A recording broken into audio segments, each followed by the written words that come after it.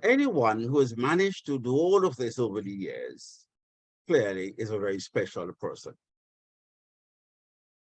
There are some vocations that require a sense of belief, a sense of dedication, not just about the dollars. And being an active environmentalist is one of these things that require a lot of dedication and belief in what you do. And those of us who are in this field often ask ourselves, where the next generation going to come from? Well, tonight we have a member of that next generation, one of the young budding biologists who are taking up the challenge to do research work and guide us towards the future. So tonight, Dr. Lou comes out of the mountains, comes out of the wet, damp forest of the Blue Mountains and Bronco Mountains and the Cockpit Country. He comes to the urban land space, and he's going to tell us a bit about urban forestry. I think he is eminently qualified to talk to us about this. And welcome, Dr. Luke. It's good to have you on board. So, Dr. Luke, it's over to you. Thanks, Dr. G. I wasn't sure who you were talking about a while ago, because as far as I'm concerned, I'm just a country boy who likes bush. And I just so happen to have fallen into something that works for me. But, right, let me see if I can get this presentation going. Right. Tell me when you all can see what you want to see.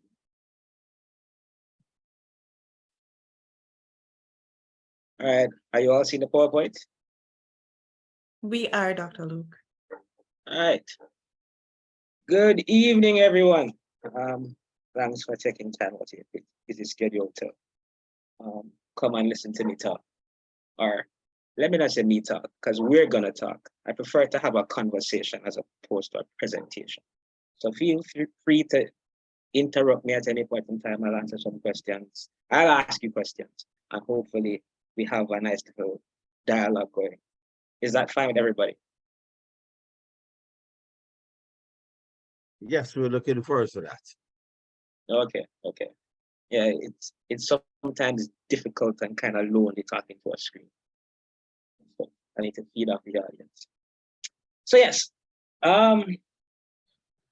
most of us are from Kingston. We've been feeling the environmental conditions over the past few months.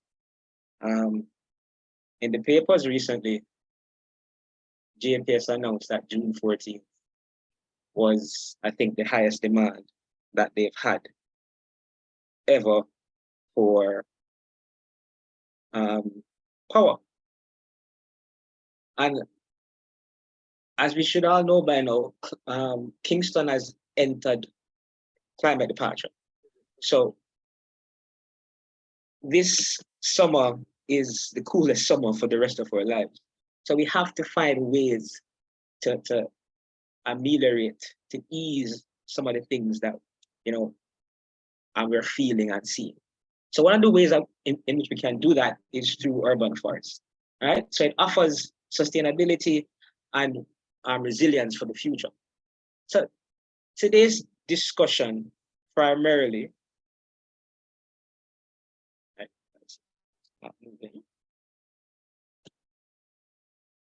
okay, we're going to be basically define what an urban forest is, look at the different types, right? Look at some of the costs and issues associated with an urban forest, the benefits that we can get from it, and some of the things we need to consider as we look to expand our urban forest cover.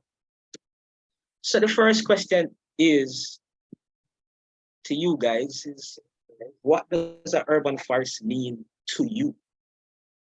What's the idea behind an urban forest? Anybody? Talk to me.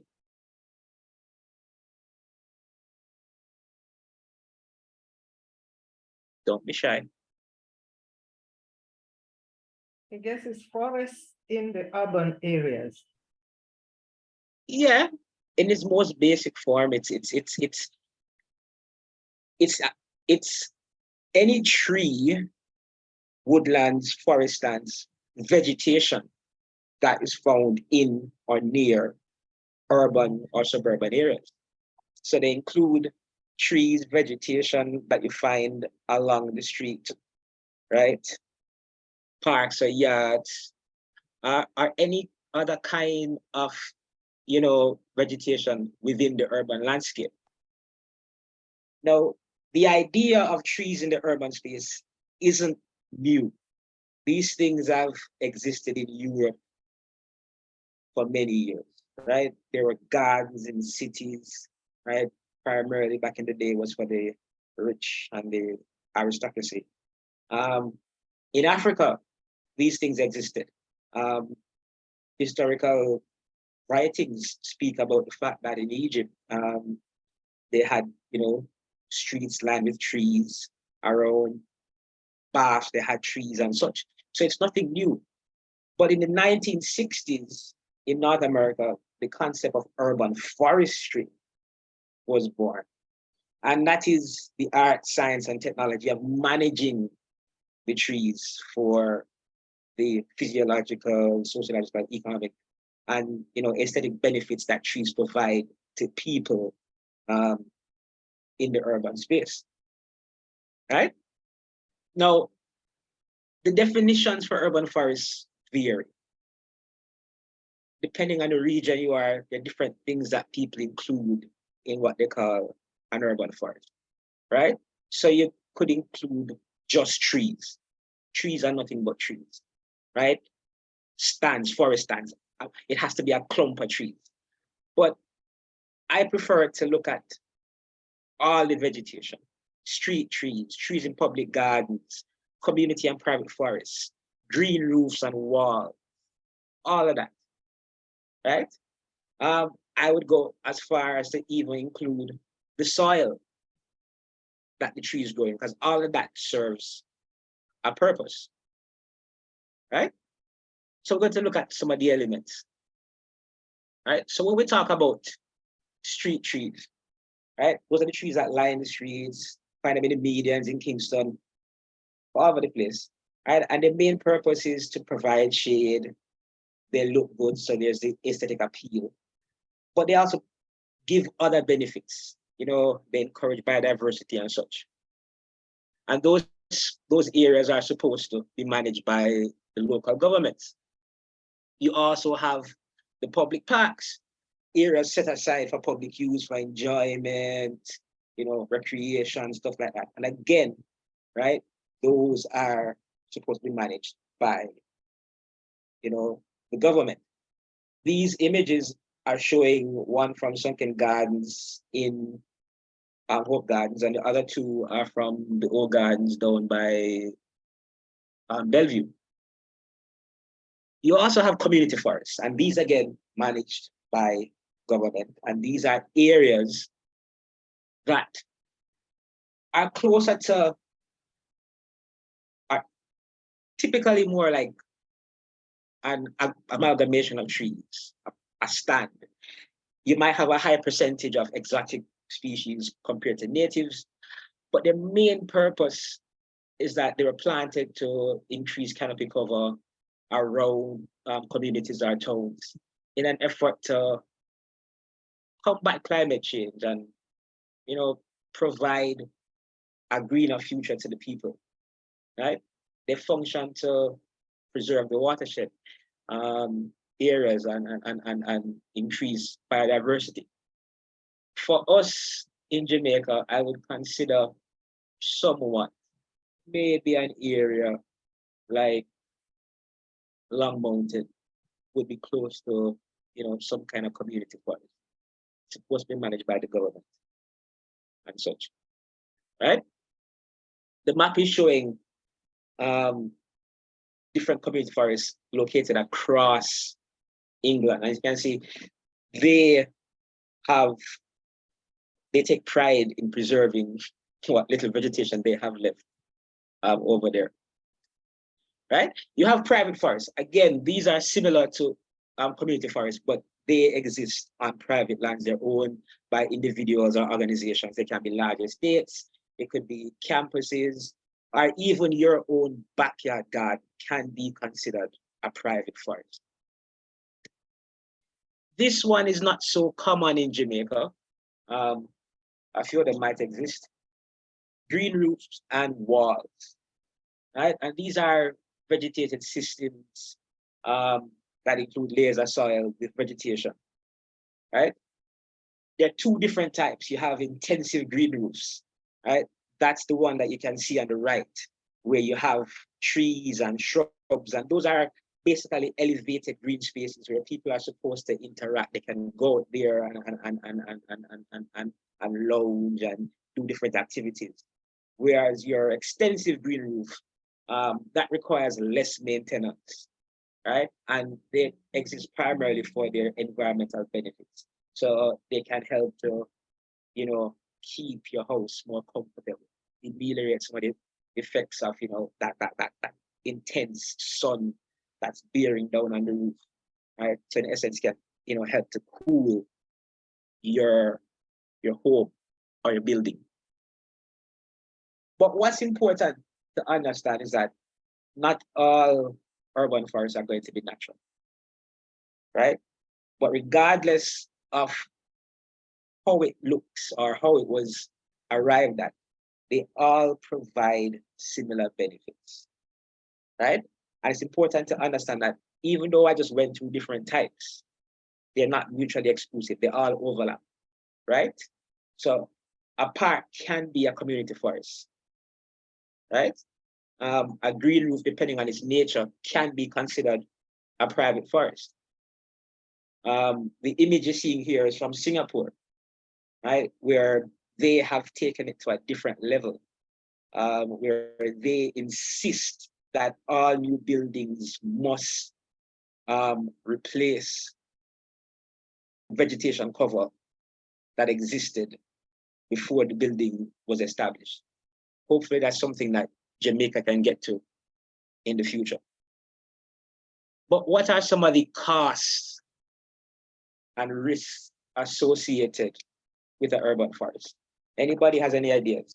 What are some of the things you think need to be put in place if we are going to establish and maintain urban forest cover? Any ideas? Thinking that irrigation would be something that we'd consider. Irrigation, yes. Anything else? Well, in terms of costs,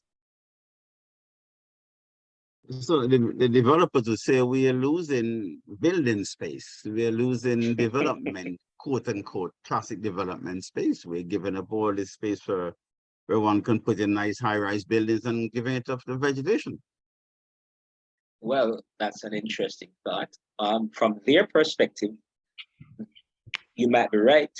So they might lose out on an initial benefit, but for the people who are going to reside in those or use the development, whether it be you're buying a house or you're going to that plaza, that mall, there are other benefits that you get.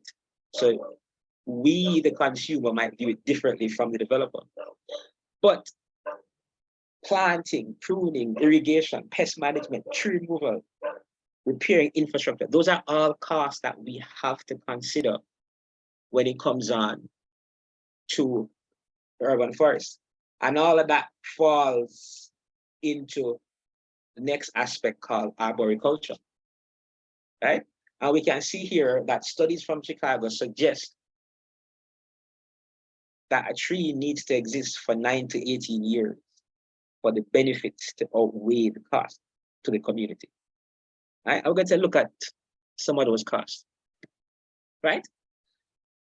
Planting might be the single most expensive cost, right? And the cost of planting depends on the species, the size of the trees that you're going to plant, the location, preparing the soil, right?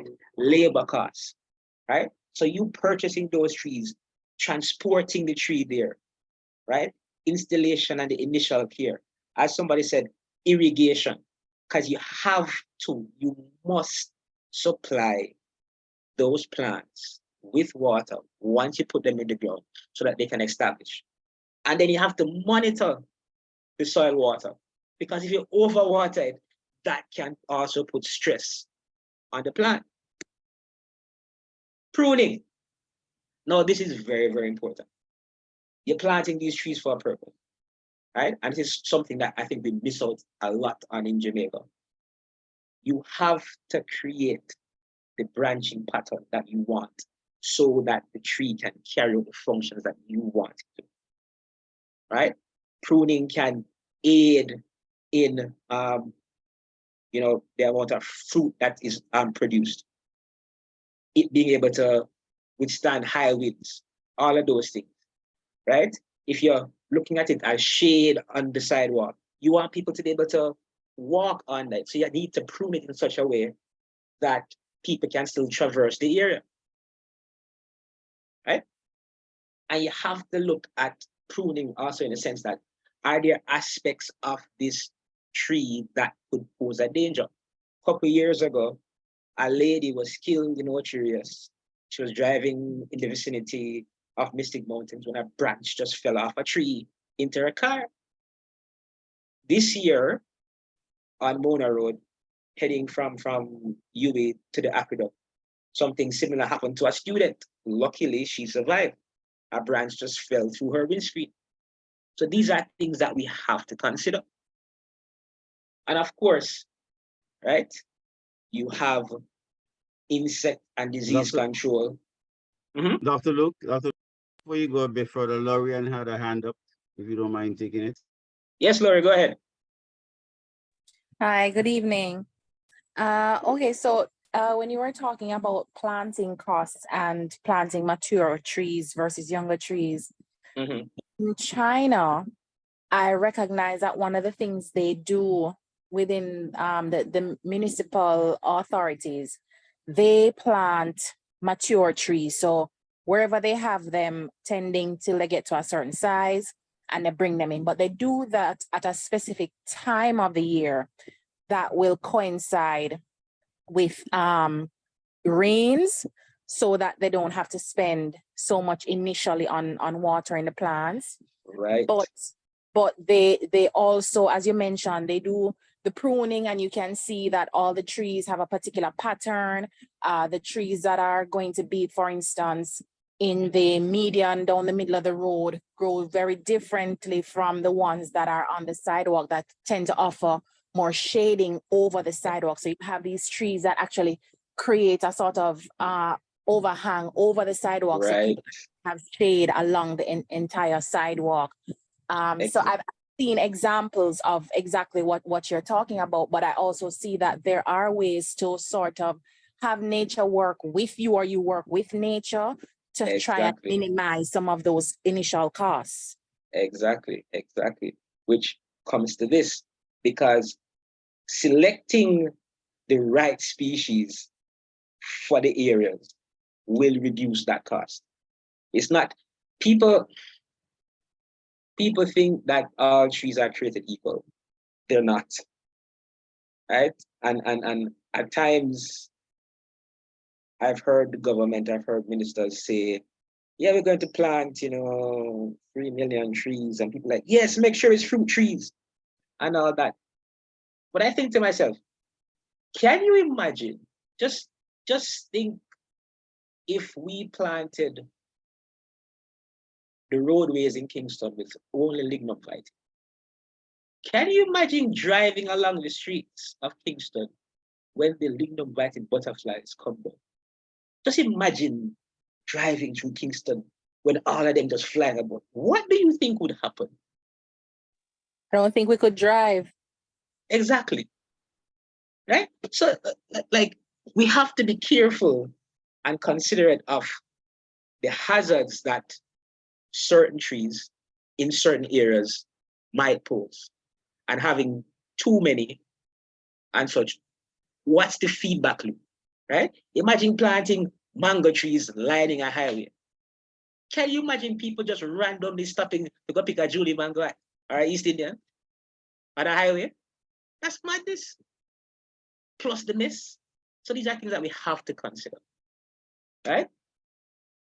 That, as Lori just said a while ago, tree removal. Again, sometimes you have to move trees. And she mentioned China. And again, the Chinese in this regard are amazing.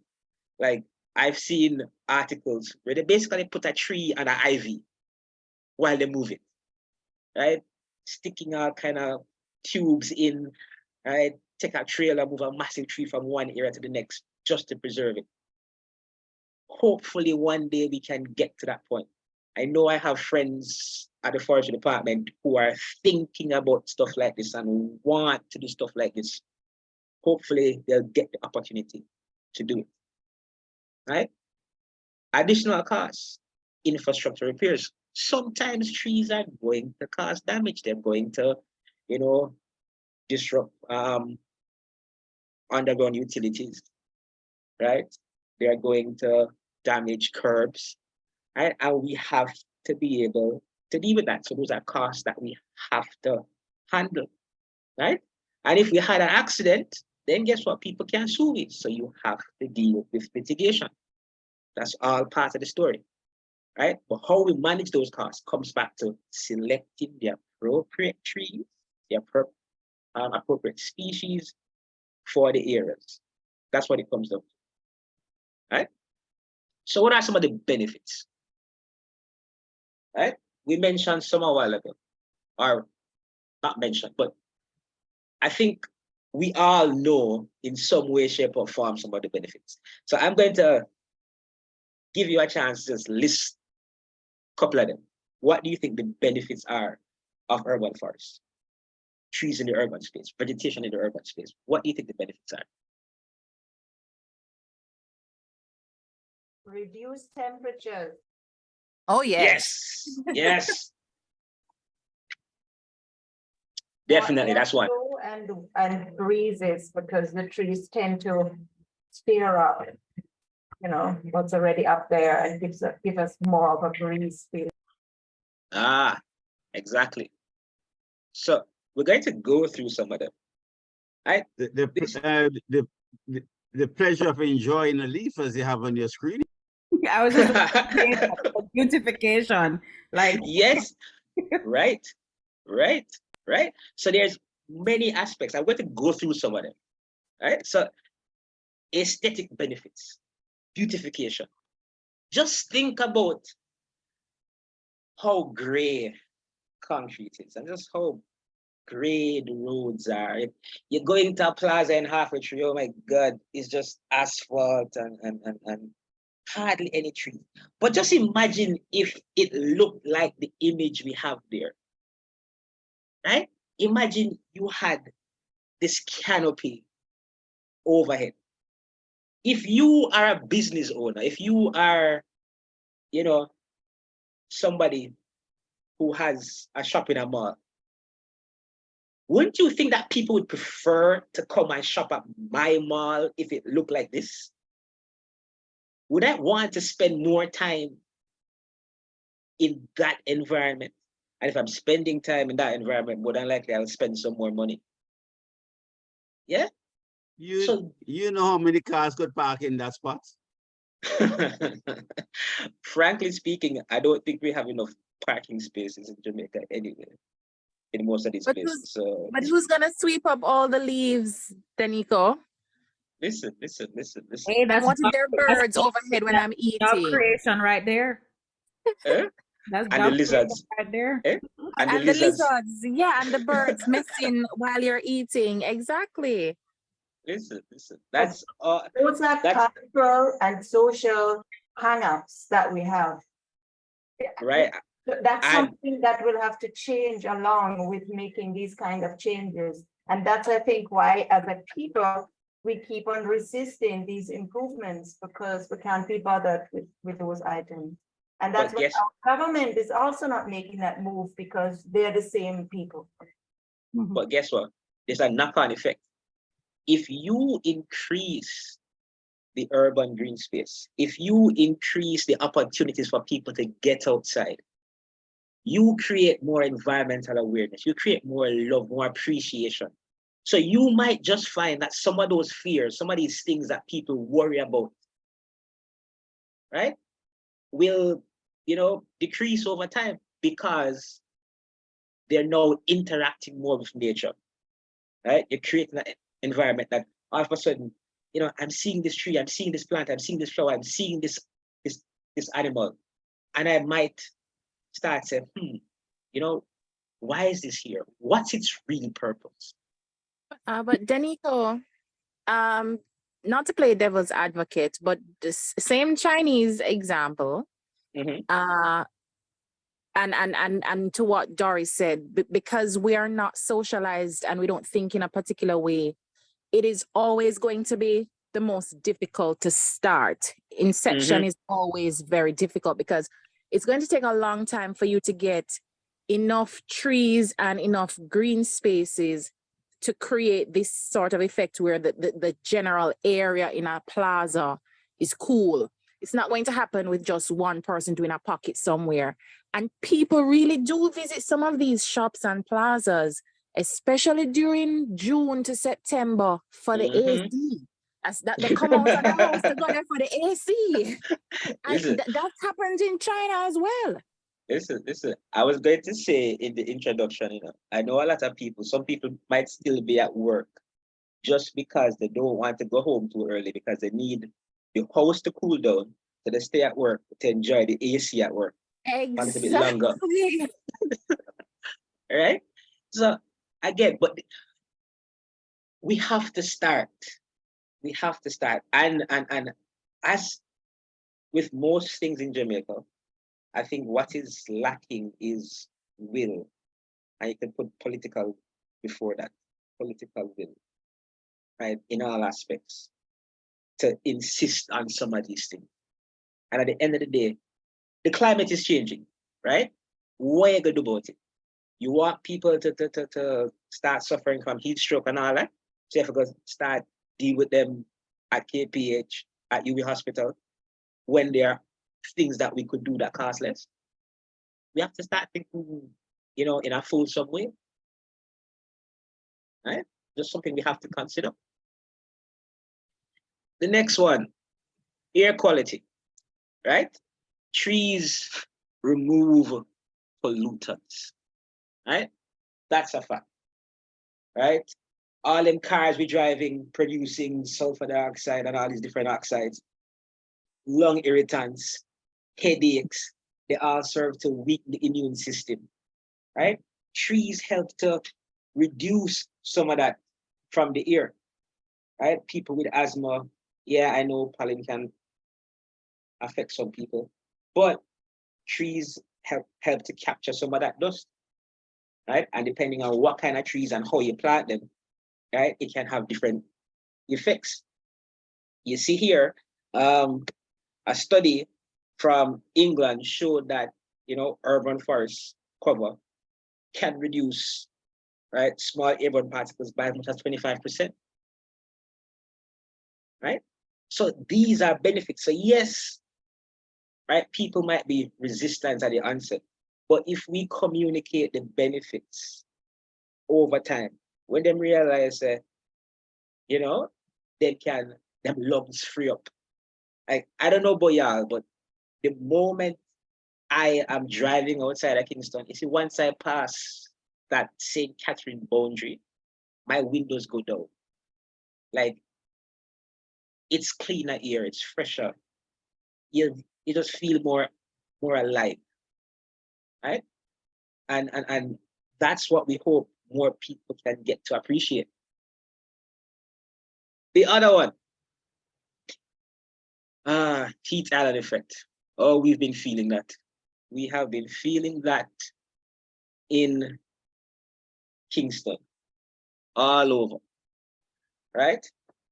And that's primarily because urban areas, they experience the higher temperatures than compared to nearby rural areas. I was up in Irishtown today, right? And we were there from around 9 o'clock till about 2. And I was dreading coming back off that hill, coming back into the heat that exists down here, right?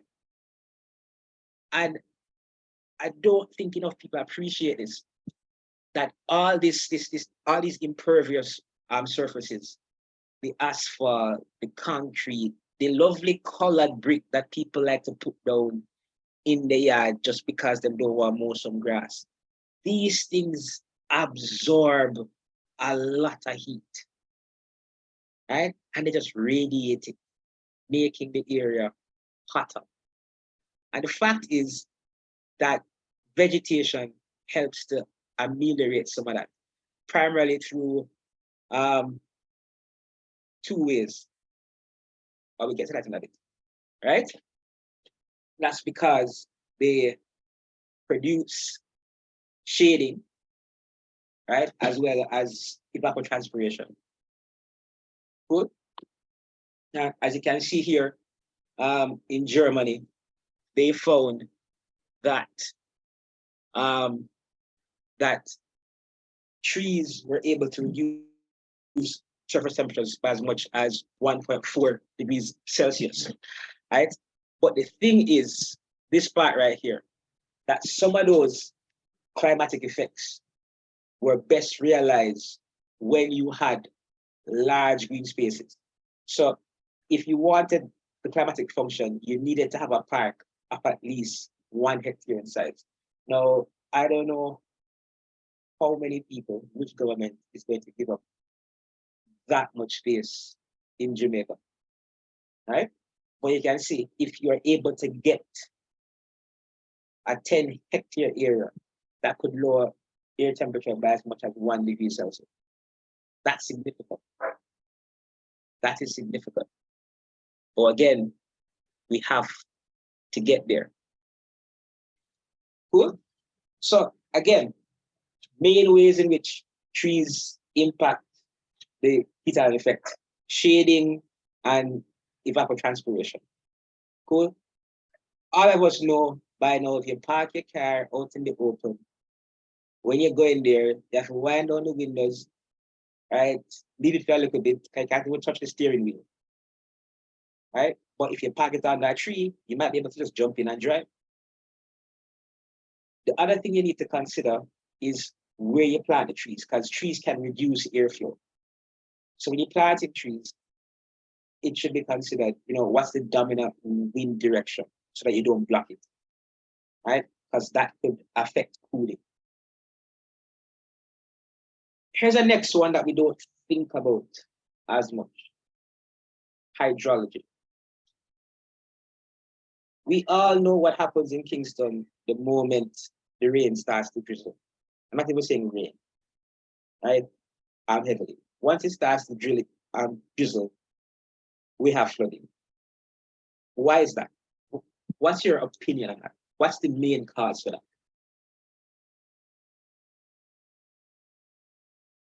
I have my thoughts, but let me hear some of you. What are your thoughts on what's leading to this intense overland flow the moment it starts to really peak? Dr. Luke in the chat, Noel says poor/blocked drains. For that response, we have some other comments for the earlier stuff you mentioned, but we'll allow persons to respond to this question, and then I could share some of the earlier things they had said. But Okay. The question you just asked, Noel said poor/blocked drains. Drains. That's part of it. Also the soil, that we don't have anything holding the soil anymore, and it just washes off. So you really just have bare rock that everything is running off. Well, I wouldn't say bare rock, but it's just all those impervious surfaces. This is how I think about it. When you go to rural parts of the country and them have those big water tanks with them big, massive catchment attached to it. That's what Kingston is. all of these plazas with all this asphalt, all of these homes that basically just put on brick, there's no soil, no plants. It's just like one big catchment that just channels all that water onto the road. And because of that, the drains that we have just can't accommodate all that overland flow, right? Again, urban forests and trees and plants can help to reduce that. Dr. Luke, then would you say that the drains aren't poor, they're just Overpowered. yes, overpowered. Yeah, part of it, yeah. Oh, okay. Yeah, that's part of it. Mm. That is part of it. Yes, we have block drains. Yes, Jamaicans are nasty, I'm going to say it. We don't dispose of our garbage properly and such. And so that also plays a part. But by not having trees, by not having soil which will allow the water to percolate, we need much bigger drains. A lot of the drains we get can't manage the water flow because everything, as Dr. Luke said, heads downstream, should be percolating in. Yeah. But we just have one huge impervious catchment, and therefore we need huge drains, which we shouldn't need, because some of the water should have been percolating into the soil. Yeah, exactly so, right? So trees, going back to your high school knowledge of the hydrological cycle, trees impact that, right? So when you have rainfall, right? If you don't have an umbrella and you don't have anywhere close, you shelter under a tree because the canopy is going to catch some of that rain. And so that all of it makes it to the ground, right? And when it gets to the canopy, some of it gets evaporated back into the atmosphere without ever making it to the ground at all, right? Some of these trees have those little holes, these little, dimples that collect some of that water, right? So it's filling up those areas in the canopy, in the branch.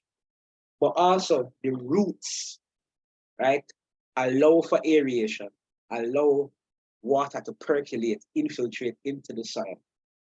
Cool. So once you have trees, once you have plants, you're going to need soil, right? And their presence create these macropores, these large channels, which allow rainfall to go down, right?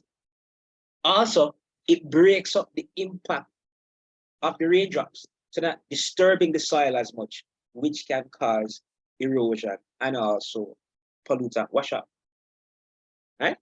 We can see here, right, the effects of different percentages of impervious surface, what it needs, right? So if you have natural ground cover, you probably only have 10% runoff, right? You have a lot of the rainfall infiltrating deep into the soil, as much as 50%, right? But once you start to have that increased development, increase in impervious surfaces, what happens? Greater runoff, less rainfall percolating into the soil, which means that the aquifers don't get refilled as easily, right? So these are all knock-on effects that we have to consider, right? So yeah, the initial cost of establishing trees might be high, but the benefits that redound over time, it pays for itself, right? Next aspect, carbon sequestration. The truth is this: urban forests don't really sequester that much carbon. Only 1% of what is produced in the urban areas, but they are indirect effects, right? Like you see here. Because you're able to cool the environment, it means that, guess what? You don't have to run your AC as long. So that means JPS don't have to burn as much fossil fuel, which means that you don't have as much carbon emissions going back into the atmosphere. So the indirect effects are great. right? So these are things we also have to consider. Here's one that we all love: biodiversity, right? We're talking earlier about the joys of, just staring at a leaf, the joys of seeing, a hummingbird in your garden, right? The lizards, right? The other migratory birds, some of which reside in the urban areas. Those benefits, right? And because of the nature of the urban environment, exotic trees and such, it might foster, unique assemblages, right? Different kinds of birds that you might not find so readily in other areas, right? And all of those things are going to be influenced by the size of the area. Cool? Because if you think about it, if you have a large enough area, you're able to accommodate a wider range of species. You might find certain birds that only reside in the interior of a forest. If you have a large enough urban space, you might find those birds in there, right? Also, how you manage the space can influence the biodiversity. Because if you have species that are sensitive to disturbance, if you're always going in there and raking up the leaves and clear cutting and all that, then hey, yeah, those species might not thrive in that environment. So all those factors can influence the biodiversity, right? Social benefits, improve mental health, right? Physical health. You have that green space, more people want to go outside. If you go to Emancipation Park, every evening the amount of people running and jogging, right? People playing sports, people just sitting down, liming, buying ice cream outside and, walking. Those things, those benefits, it's difficult to quantify those things, right? But those are all benefits that urban forests provide, right? And more as we become, well, probably not us right now, but the younger generation, they live in the metaverse, right? These virtual worlds and don't want to go outside, right? These might provide opportunities for them to experience, the outside world. If we create more green spaces, provide green spaces closer to them, they might be able to enjoy these things, right? And so some of the incidences of depression and such might get reduced, right? The anxiety that kids nowadays feel, the inability to go and talk to somebody because they haven't been given an environment that allows them to interact and socialize. Green spaces do that, right? You can find a complete stranger, all of a sudden you end up playing table tennis, you end up playing football, right? You go to Hope Gardens, right? A kid sees a next kid kicking a ball. Mommy, can I go play? Hey, you go over, you learn to interact with individuals. That's something, again, that's a benefit, right? In Europe, as you can see here, people spend a lot of time in urban forests for recreation, right? 81% in Finland use urban spaces, right? And the more green spaces we provide, the more likely people are to use them. Health benefits, again, right? Fighting depression. Something that we also need to consider with young kids is that nowadays we try so hard to keep a sterile environment. So we don't expose them to some of the common, biota, the bacteria that exist outside that is needed to build their immune system. If we have more green spaces, it provides more opportunities for them to get outside, to experience some of those things, build up their immunity, right? So we don't have, a great wipeout when the next pandemic occurs. These are things we have to consider, right? Here is one. Crime. Different perspectives. What are your thoughts? How do urban forests impact crime? What are your thoughts?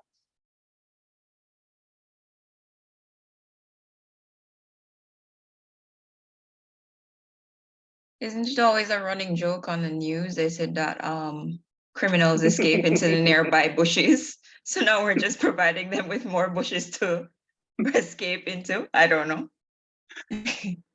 That's a thought. Yeah. That's a thought. But are there any positives to urban forests in regards to crime?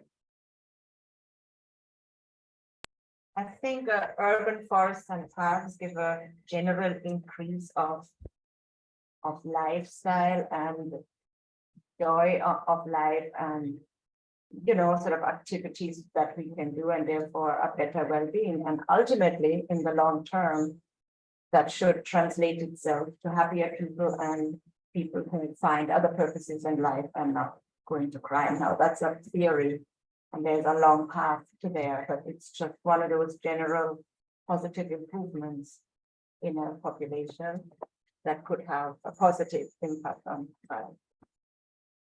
All right, okay, so let's deal with the negatives first. So yes, there is a positive association, actual or perceived. The data is still inconclusive, whether it's true or not.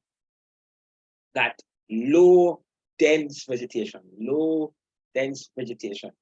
is associated with crime. But that's something that we can manage. If it's basically saying, if the vegetation is in such a way that people can't see through it, then it's perceived as being less safe. And because it's less safe, right, then you don't want to go there. You don't want to be in that place, right? That's a place where criminals can go and scout their next target. Rapes can occur. After you rob somebody, that's where you go and sort through the loot and that kind of stuff. But we can manage that urban landscape in such a way that we don't have that kind of, appearance, right? But there are positives. The fact is that a well-designed and maintained green space is going to attract people. And if you have a lot of people in a space, right, that might deter criminals from wanting to go into that space, because it means that it's more likely that they get noticed. It's a form of informal surveillance, more eyes to see you, right? But also, it fosters networks and relationships, which means that it's less likely, because I have a relationship with you, I know you, right? It's less likely for me to want to do harm to you. Right? So you create an environment which people come and socialize. I get to know you. Then, hey, I don't want to hurt you. Right? The other one, I haven't mentioned, is that green spaces, well-kept green spaces, if you keep the area in front of your house, in your community, well landscaped or whatever, it indicates that, guess what? People care. And if people care, people are watching. And if people are watching I don't want to come into this space and do anything if I'm a criminal, because it means more than likely I might have a witness and I might get caught. So these are aspects as well, are ways in which the urban forest can influence crime. Again, a lot of these things are based out of Europe and North America. These studies have not been done in Jamaica. And that's where we need to go. We need to find out what's happening in our country. What are the perceptions about urban forests in our country? Right? What's the linkages? Right? Even working on our own definition of what an urban forest is, what needs to be included, what can be excluded. Right? Economic benefits, property values, right? Energy savings, health savings. Those are all benefits that accrue from urban forests. All the stuff we mentioned, right? The reduction in stress, the anxiety, depression, right? All of those things are economic benefits, right? Not so much harvesting our trees, because we don't really do that in an urban forest, even though you can harvest the fruits and such, right? And you know, ethnobotanical species for medicine and sell. So those are benefits that can accrue, right? But it's difficult to measure some of these things, even though economists or environmental economists have ways of quantifying them, right? So like you see here, some of these benefits indirectly. You can see that the removal of, how many metric tons of air pollutants were estimated to equate to $9.5 million in New York, right? Savings from reduction in air condition use in Tokyo, $650 per hour, right? Some towns were able to earn carbon credits because they were able to reduce or absorb so much carbon based on their urban tree cover. Think about what that could mean for a small community or a community in Jamaica. These are things that we have to look at and we have to consider, right? So, last part, consideration. If we're going to expand urban canopy cover, what are things that we need to look at? We need to evaluate the site, right? We need to look at species that we're going to plant and select the correct species for the area, right? So stuff like light exposure, wind exposure, proximity to other trees. These are things that we have to look at, right? So let's say you're planting in New Kingston, right? These more dense environments. How much sunlight versus shading are the trees going to have, right? Are the trees adapted for that kind of environment, right? Are there a lot of glass buildings around? Because sun reflected from those glass buildings is going to increase the heat load. So you're going to need species that are drought tolerant to be able to survive in those conditions. If it's close to the coastline, like downtown, again, right? There's going to be increased water stress. So again, you're going to need drought tolerant species to be able to grow in that kind of environment. Lori said it earlier about some trees growing asymmetrically, right? So again, if you're going to plant a tree that has a wide canopy was planted very close or underneath older trees, then guess what? That tree might grow in a lopsided way, which might increase the risk of it falling over, right? The image you have here that we're seeing has to do with the fact that these trees were planted very close to a light wire, and you have to maintain the right of way. So trees are pruned, right, to keep them off the light wires. And I don't know about you, but when JPS come and prune a tree, it's massacre, they massacre it. They don't care about how it looks, they just want it off the wire. So we need to consider where we're planting, right? Are we planting it close to a building, right? Because again, trees prefer to have their roots in a uniform way. If they're only growing in one direction, then more than likely it means that in the case of a wind event, they might blow over. So that's something to also be considered. Right? So we have to look at what kind of trees we're planting, where we're planting them. Cool? Because we also need to look at, are the trees adapted to the environment?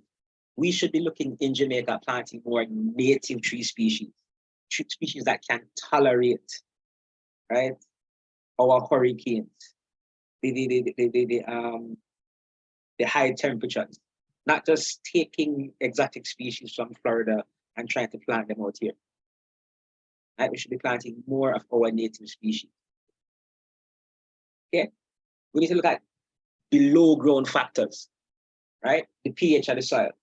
What kind of trees can grow in those areas, right?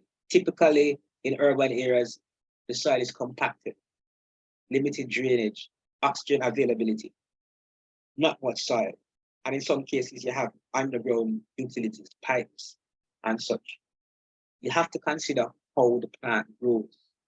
Can it grow in a highly alkaline soil? Are we just wasting money planting it there? Has it going to die in 6 months? Right? Dr. Luke, Lori has a question. Yes, Lori, go again. Yes. Okay, so one of the things that has concerned me is when developers are given instructions for mitigative measures, and you have here this tree that has toppled over for whatever reason. But we also know that when they remove material, when they're excavating, when they're finished, sometimes what is left as soil for landscaping is really construction rubble, and they sprinkle something that look like regular garden soil on the top of it. Right. So if we don't address all the monitoring that needs to go into whatever regulations or instructions are issued to various organizations, whether it's a developer or whether it is we have employed a landscape company to do something like a park, we may end up with things like this in no time. Exactly so. Exactly so. The very same thing you said, because you have to consider how much soil you have, right? What's the point of planting a guango tree in an area that you know doesn't have the capacity? The soil isn't deep enough. You don't have the space that it can send down deep enough roots. Why are you planting it there? Because you know the first hurricane that comes, it's going to blow over. So you have to consider what kind of area you have, what's the environment, and choose species that can work for that environment. Right? Well, again, all that comes to research. And again, how much of that have we actually done in Jamaica? That's the question. We need to expand our knowledge base, not just take stuff from North America and try and transplant it here in Jamaica. We need to develop our own local capacity, develop and look at our native species that are adapted to our environment and see how best we can utilize them. Right? I was reading something the other day, and they were talking about in Florida a couple years back, where a researcher basically came up with the 10, 20, 30 rule, where he said that no more than 10% of your urban forest cover should come from one species. No more than 20% should come from that genus. No more than 30% should come from that family. What that means is that we need to expand the range of plants that we have available for urban landscaping. Not just taking the palms and chucking them into every space. Nowadays, I see them planting more Geiger trees, more cardias. Back in the day, it was the black olive a lot downtown and in some of these areas. Right? But we need to look at more native species and see what is possible. Right? Piggyback on some of the work that CCAM is doing out in Port and Bight, looking at,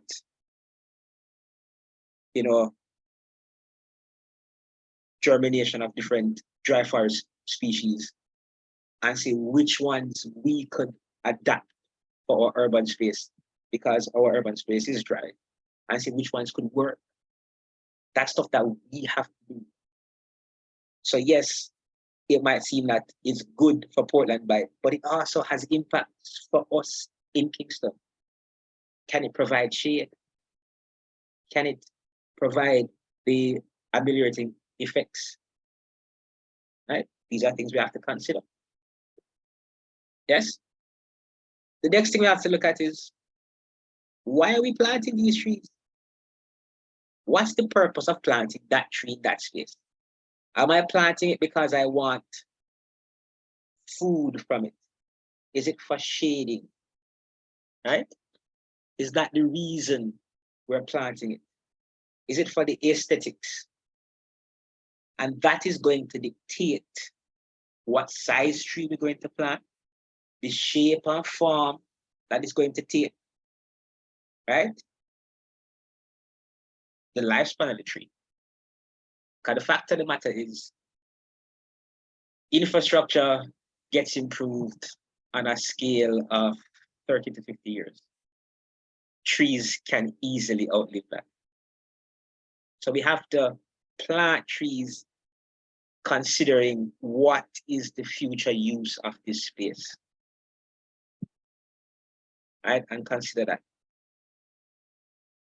Should I be planting this tree close to the pavement? Because guess what? The root system is extensive. Is it going to mean that in 5 years' time, I'm going to have to come and redo the sidewalk? Am I going to have to come and do repairs on this building? Right? Choosing the right trees means that here, less pruning might be required. Right? If you're planting it close to a building, let's say within 10 feet of a building, the architecture of the tree, the architecture of the canopy, is it going to be spreading that every 2 months I need to come and cut off one side? These are things we have to study and we have to consider in choosing species for a particular area. Right? So these are all considerations we have to think about. So yes, summarizing. Varied definitions for what an urban forest is. And we need to come up with definitions for ourselves, not just take a definition from some other country. We need to Jamaicanize our urban forest, right? Choosing Jamaican species, coming up with a definition for ourselves, what we want it to be, right? How it meets our cultural needs, right? What components do we want to put here? What's the role that they fill for our Jamaican people, right? The cost and the upkeep, we need to have a budget, a realistic budget for expanding the canopy cover, for maintaining these trees for however long, right? And we see the numerous benefits that accrue, right? So these are all things that we have to look at. And again, it's important to choose the right species for the area and for the function that we want it to serve. Thank you. That's it. Any questions? Or any more questions or points to raise? Thanks, Dr. Luke.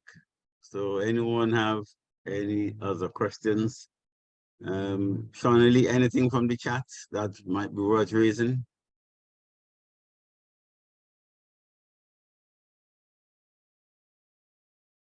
Denise just posted something. She said, a powerful deterrent to and destroyer of our urban forests is the Jamaican Public Service.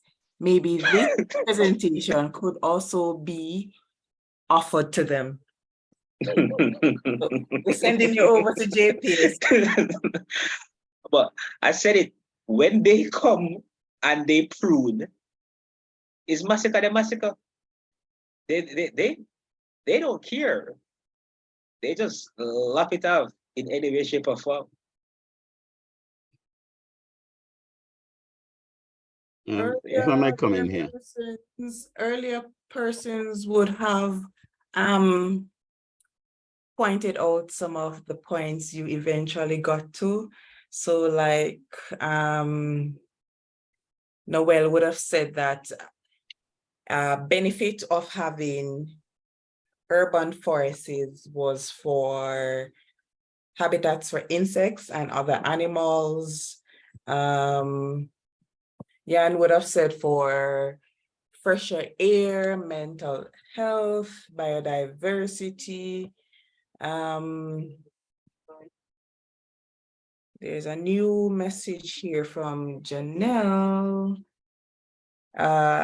Is there any way we can get started in small ways in our communities or in private homes? Question. Yes. Yes. There's definitely, like, we can start in our own way, right? We spoke about some of it earlier. You see the climatic conditions right now, right? We can start to plant trees in close enough proximity to our homes to provide some amount of shading. We can find the mix, have it diverse, that it facilitates greater biodiversity, because that's the next thing, it's having the right mix of plants, not just one species. Because again, if a disease comes in, right, you don't want 50% of the urban forest to be wiped out because you only had black olive trees or Geiger trees, right? If you have a sufficient mix, then guess what? If something were to happen, something detrimental were to happen, you don't lose a large portion of your forest cover. Right? And again, yes, we just need to start the process. Right? Each one start it and teach one. I know there are individuals who, even like in buying their lots to have their own construction, they only remove the footprint of the building and they leave all the remaining vegetation. Right? And they can tell you how much cooler their environment is the biodiversity that they have around their home. Right? But again, it's allowing people to appreciate some of these things, or helping them to appreciate some of these things. If we create more of these environments, then hopefully the next generation will start to see the benefits and start to realize the importance of having these kind of green spaces.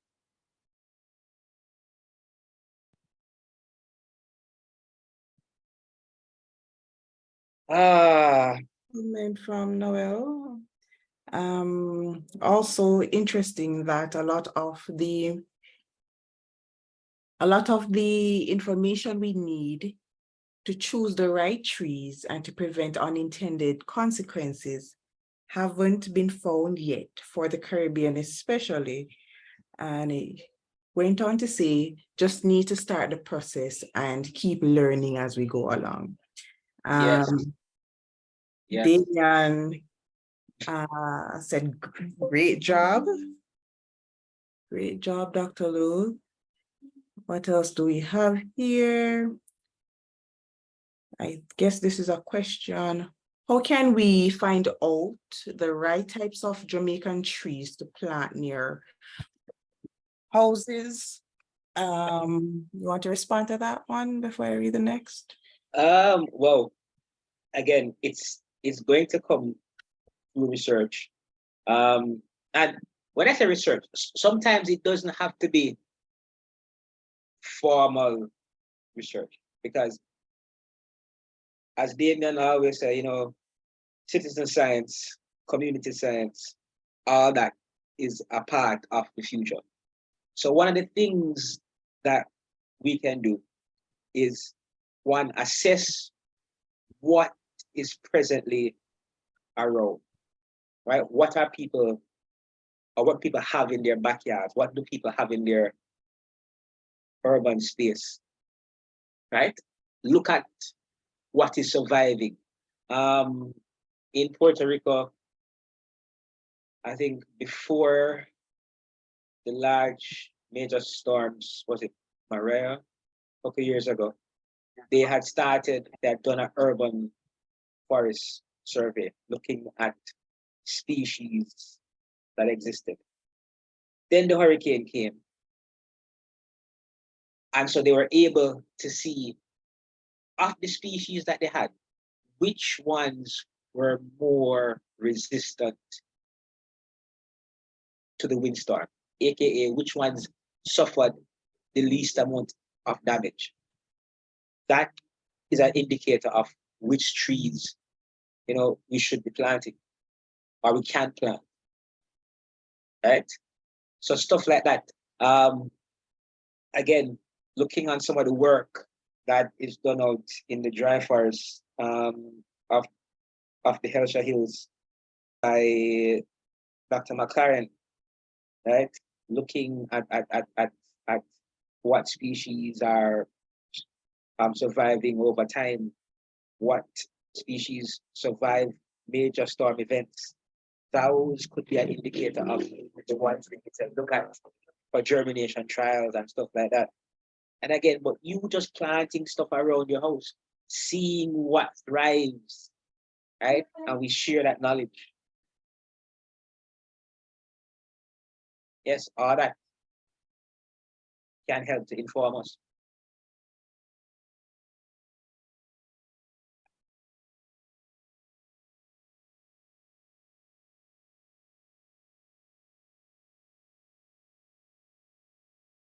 I think Dr. G had a question.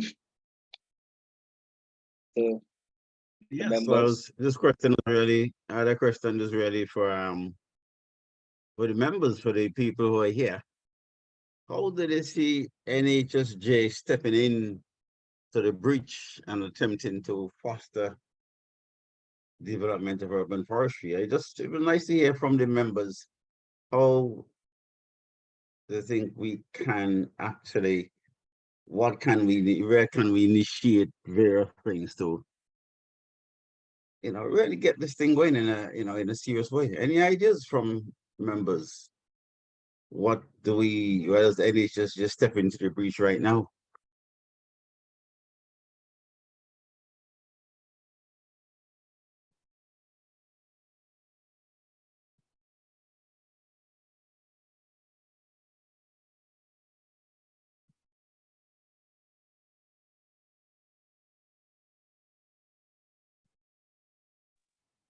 I think we have so many ideas.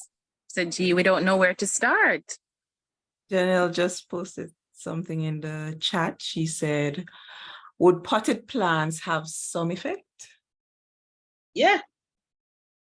Yes, they would. Again, we don't have to think about urban forests as being just a large plantation, right? You having some plants on your balcony, on your apartment, all of those contribute overall to the effect, right? Can't remember his name, some social media personality. Can't remember his name. Dan always likes to post about the bird that is nesting on his balcony in his plant. That's providing a habitat, right, in the urban space. Right? There are similar things that we can do. So yeah, it might be a potted plant, but it has an impact. It's a start.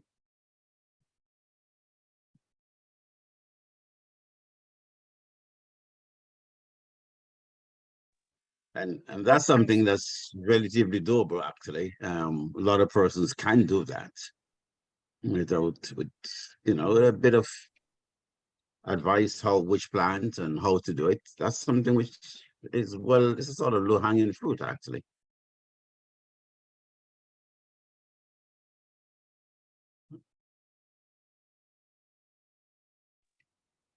In those countries that make a big headway in terms of their open spaces and green spaces and urban forests, they're all led from above. They're all government led, and it is those governments have that vision to change, their urban spaces and to work for the environment, not against the environment. Now, that's not the case in Jamaica. So we're already how to get that kind of thing done on a big scale. I don't know. It's a big mindset shift that will have to happen over time. So therefore, I think we're back to the balcony gardening and the small pockets that we can do individually, because urban forests need land and need space. And unless we live on, several acres of land, which most of us don't, as individuals, we can only contribute small amounts, but I guess everything counts. But to me, it is the pressure that we can put onto our leaders that could make a difference. So if we really want this, we need to speak up and we need to make suggestions and set examples, even if they're small scale. Right. That would be my thought. Like looking at, I find green roofs to be fascinating. The engineering that goes into it, to me, is amazing, right? And that's depending on the type of green roof, whether extensive or intensive, that you want to build. We could retrofit some homes with an extensive green roof. That's the one that requires the least amount of maintenance, is the lightest, like it only might take around 5 cm of soil. But again, it's getting to that point where people are weighing the cost. Do I want to spend $70,000 a month, right? Giving to JPS, or do I want to take X amount of money to retrofit my home in such a way that, guess what, I create a more pleasant environment for myself while reducing my energy costs. So, you know, do we need to expose more people to these things? You're right, the government should take charge. But again, a lack of political will, as with most things in Jamaica. To respond to Dr. G's question earlier, I was saying perhaps we could do a show and tell with green spaces for our members. So whatever type of green space you have in your home or yard space or patio or apartment, we could have persons really just share how they're actually contributing to greening the urban space.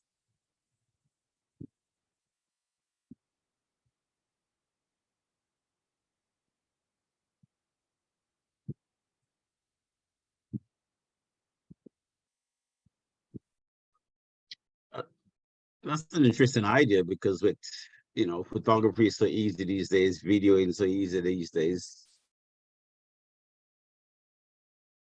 That's something that's quite easy to do, actually. There's a building in Cardiff Hall in St. Anne, just behind, I think it's a Rubis service station. Before you get to the golf club across from, I think it used to be FDR. At that traffic light, if you take a left, I don't know if it's still in the same condition, but I remember I used to pass it year after year. And it had vines growing all around it. And I always thought it was so beautiful because it didn't fit in with the architecture of any of the other buildings. All the other buildings just look drab and functional. This building, whoever decided, listen, I'm going to put some greenery on this. And it was beautiful. It really stood out. And I remember also thinking, in this hot space, that must be the coolest building around. I can imagine.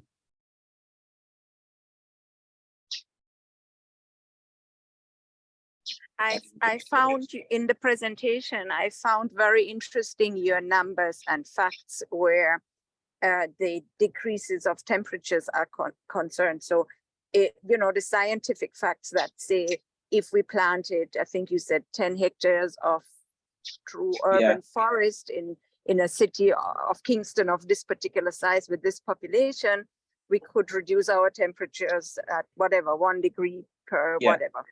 That is something I think that, you know, Minister Samuda and anyone else in charge of any decisions of development to, you know, into the future and urban planning and improvements and not making it worse. I mean, I think a lot has been said now by the public and by people, and the politicians are hearing a little bit. They may be not listening and they may not necessarily all going into the right direction, but I think they're hearing. And even your presentation or a part of it with these facts in it, in a letter to the minister, maybe on the letterhead of the society, that to me is speaking up. That is a way a group, you know, strength is in numbers. When we come together and put all our signature on it, can make a difference. It's just a letter, it's just words, but those are things that somebody in charge can take along with them and make good things out of it, you know. Yeah, that stood out to me. So those are real things. We all know it's getting hotter, but well, we live, right? So we just turn on the fan or the AC and we live. But here, seeing these numbers of solutions, I think it's very powerful. That would be my suggestion as one of the outcomes of tonight's presentation. Good point. Denise is also in agreement in the comments, saying that this presentation can be made to the powers that decide how the city is planned, organized, and managed, and it can be made to primary school groups. It's a good educational item. So we have a number of persons indicating the same. Janelle earlier commented that we could connect with the horticulture society in regards to Dr. Garway's question about what can we do as a group? Is that an option, Dr. G? Something we could explore?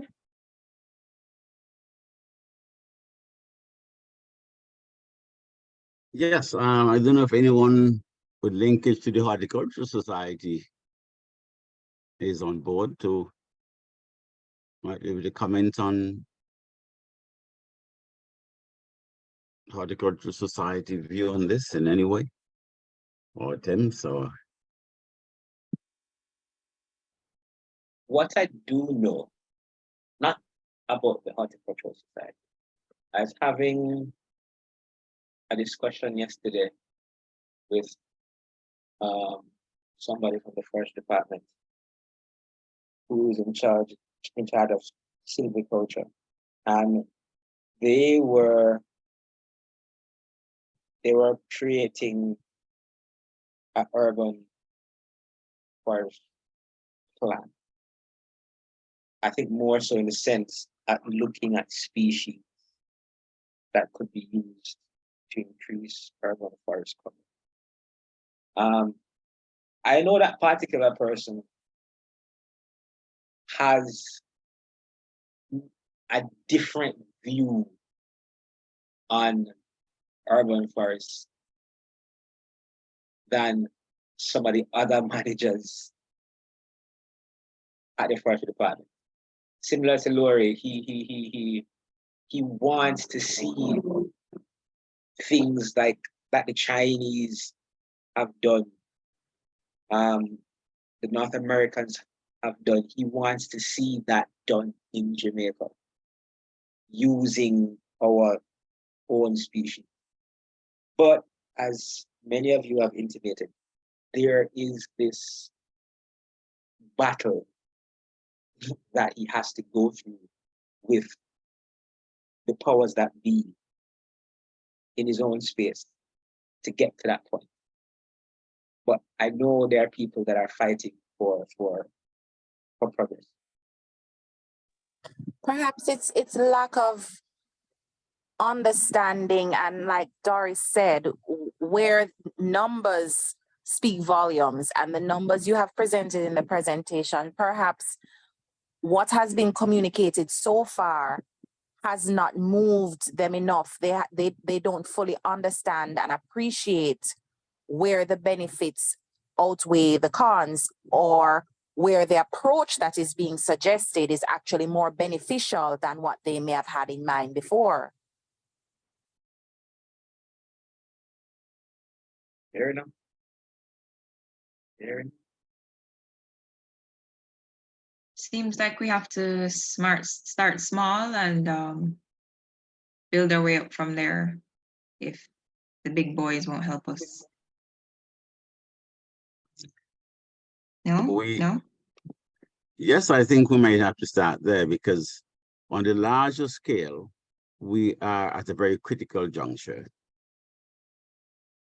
The urban areas, Kingston, and other areas are going through a major boom in large buildings. You know, your concept of housing is changing rapidly. The small houses are being covered up and replaced with, you know, higher rise apartment blocks, etc. And there's been tremendous actual political mileage on this, both locally, and I listened to an international assessment today, and they even mentioned there's so much construction is going on in Jamaica as a sign of progress.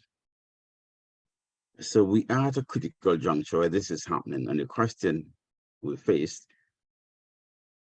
in this environment where people or the developers are trying their best to maximize every inch of space they have, how do we get there to convince them that just change things just a little bit might mean one apartment less, but just change things a little bit. We are at a very, very critical juncture where the cities are being transformed. See, And the powers that be are driving this to a great extent. So we have a problem. I agree with you 110%. You see,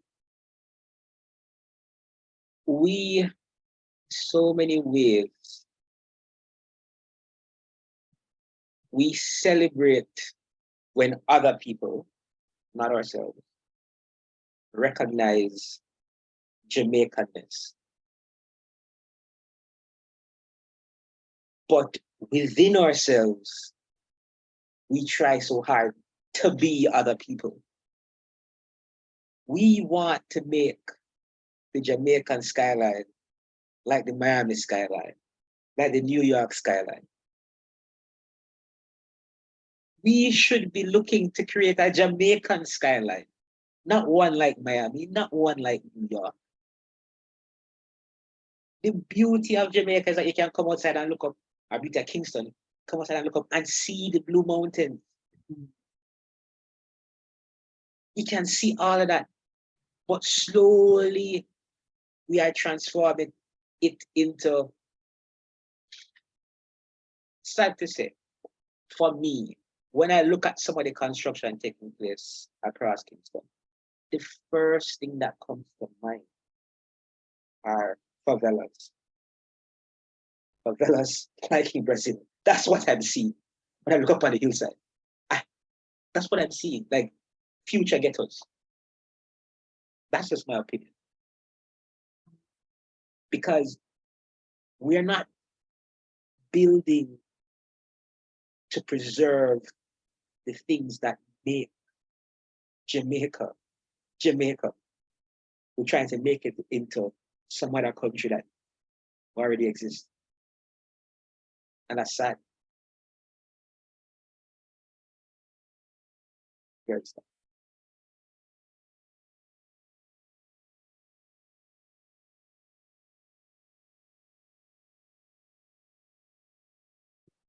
Any other comments?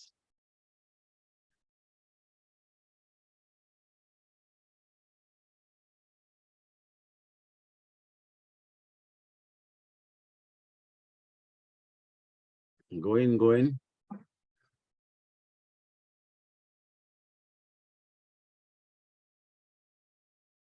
There's one last comment, well, not the last comment, let's see. From A. Sanders. I guess she was agreeing to a point earlier. She also went on to say, I've attended a presentation from a European country looking at building with spaces to plant trees on walls. Horizontal gardens with trees, giving rise to new maintenance, landscaping, engineering.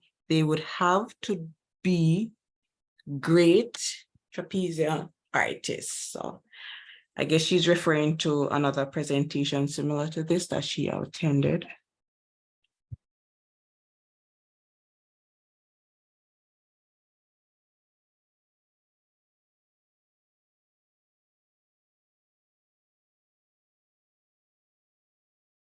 Why are you crying, Lorian? Is that crying or you're laughing? Yes, I'm laughing because that is interesting to think that in order to maintain some of these spaces, the acrobatics that would have to go into it. But really and truly, if we change the way we operate, invariably we create new jobs, new fields of studies, because now we're going to need experts over time to manage these new types of buildings. It won't be business as usual, so it won't happen overnight, but it is really awesome to think of people trying to maintain these spaces like that image that Denico had put up in Singapore, where you have what really looks like gardens or forests overhanging over this empty space. How do people get up there to maintain it? But you see, Lori, it's because people view things in isolation. Because the answer for me for that is very simple, you know. You build high-rise buildings. You see in other countries that we're trying to mimic, they have fall arrest systems. There are on the roofs, they build these systems that allow carts to go over, because you have all this glass, somebody has to clean the windows. And so if you have these systems already built in, the same people, the same system that allows you to clean the glass on the outside and such, will allow you to tend to these gardens. It's not that hard, but because we do stuff in a piecemeal way, right? So if you're building these 10-story buildings and such, right, with all of this fancy glass and whatever else, then come on, you have to provide ways in which you're going to clean these things and maintain these things. But you know, we have high-rise buildings in Jamaica, and after a few years, we see what those glass windows look like because nobody's going up there to clean it. Exactly. On the inside, if you're lucky. Exactly. Right? But if we had done it properly in the first place, then transitioning to something like this wouldn't be as difficult. Not saying it's easy, but we could see the way forward. So it requires a kind of thinking where we look at the full picture of our development landscape. So architecture and designing has to take everything into account, from not just the concept of the design and the building, but how the building is going to function. What are the support things that are needed in order for it to function? All right, let me give an example. In Singapore, from the 2000s, I can't remember the name of the person right now, they developed what they call a green plot ratio. And it's a way to measure the amount of green space, and not just green space, but the components relative to the concrete or impervious surfaces. So like they say, trees should be 6:1. So the area, the leaf area and such of trees should be in a 6:1 ratio to the impervious surfaces. Shrubs, I think, is 3:1, grass 1:1. And in that way, they're able to provide a measure for what do you want to call it? The ecological function of the site. But that's not a ecologist perspective, you know. That's the architects doing that. So in more advanced countries, they've been doing this for almost 2 decades already. We're playing catch up, but we're still not using the latest technology and the latest methodologies.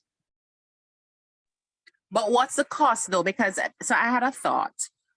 We recognize that there are constraints where funding is concerned for some of these things. And sometimes it is just cheaper to go a particular route, even though we know that it may not be the best. But as I thought that, I also said to myself, but if we retrain our mind and as Jamaicans, all of us, start to look at where we want to be, vision, what is it, 20 what now? 2030? 2050. 2050, okay, 2050. No, if we it's 2030. It's 2030. I just don't think we'll make it. Yeah, but if we start to think that way, then we can start to make a change now. We can start to live and behave the way that we want our society to be in X number of years. So perhaps, yes, we may be constrained by how much money and resources we have available now, but if we start to think that way, we start to act that way, then we will start to do things to achieve that goal. So maybe you need to make a presentation in a developers forum though, Denito. I think there, so despite the cost, there are simple things that we can do. Like, top of my head, we can make a simple, like, around the house. You mentioned the house in St. Anne. That was right and stuff. Like, imagine in Kingston, you just creating a simple trellis on the outside of your wall. Let's say you don't want the plant to go directly on the wall, like not ivy or something, but you want it to be, let's say, a foot, 10 inches away from the wall, but it still creates that green facade and that cooling effect. I'm sure we can find simple ways between, you know, if it's steel or wood, to create a trellis that you could have some kind of vines running over. Very simple that we could do. It just, like you said, training your mind to thinking a different way and find solutions instead of just complaining all the time. I say, woe is me. I think I saw something in the chat earlier. I don't know if I like the idea of the connecting to the developers. Sorry? I like the idea of connecting to the developers with this kind of presentation, because they're the ones who make those decisions more than government. Usually everything gets approved, more or less, in this country. And if the developers hear your thoughts and your numbers and your ideas, there may be a few who may take this on for a future building. I can connect you if you like to. So in talking with some people I know, who are, some of them looking at developments, not in Kingston, different kinds of developments. I know one person said to me that the developer toured some of the present developments taking place, like housing developments, not high rises. And they were walking around like, you know, where are the trees? Where are the plants? And that person vowed to their development would not look like that. They want to preserve as many of the large trees within their land space as possible. So they want to map those trees so that their architects, while designing, know that this is what's here, right? We want to preserve these trees and then build and design around that. So there are individuals that have that perspective. I think most of the people in Kingston is just dollars and cents. Is, you know, is there something available that the average person, I don't know, Ministry of something, Forestry Department, where the average Joe could say, okay, you know, I live in this particular area. What are the plant species that would be most suitable for landscaping in this area? Is that kind of information available? I don't know if it's readily available. There might be landscapers who can provide some anecdotal evidence to support whatever ideas they have. I know I've spoken to people at Forest Department suggesting that this is some of the research that they need to do to look at what species are best for different parts of the country that can be used for reforestation and such. I don't know how far they've gone in terms of designing those studies and things like that. So again, I'm not sure if it exists, if that kind of resource exists in one place. That's all. Okay. Okay. Thanks. I have two quick ones. I listened to you talking about, just a small bit of foliage around your house, etc., in Kingston and other places. Mr. Luke, have you ever heard of a thing called lizard? You know how much trouble you had to have in this city? Right. I just leave that one there. But here's a suggestion, Madam President. University of Technology has a school which deals with the built environment. I can't remember the exact name. Someone else could probably suggest give us the right name. And there are people there who are looking at designing of urban spaces and etc. It might be fascinating to have someone from that school talk to on this topic. That's a good idea as a follow-up to this. Yeah, I like that idea actually. There are a number of names who stands out. You hear them every now and then on radio and television. But it might be jolly well. I think it'd be a good idea to hear the architects of the built environment to talk to us. And they are going to be the ones for the future as well. So it would be interesting to hear what their thinking is now. Yes. Okay. Ladies and gentlemen, it's past 9 o'clock. It's past my bedtime. All right. We have had a fascinating discussion, and I know if I allow you, you will go on until 10 o'clock. But Dr. Luke has been up in the forest most of the day. He's a bit battered, and he's still found the energy to speak to us this evening. But he's, in spite of his youthful appearance, he doesn't have endless energy. So I think it might be just about the time when we should say to him, thank you very much, Dr. Luke. This has been an inspiring presentation.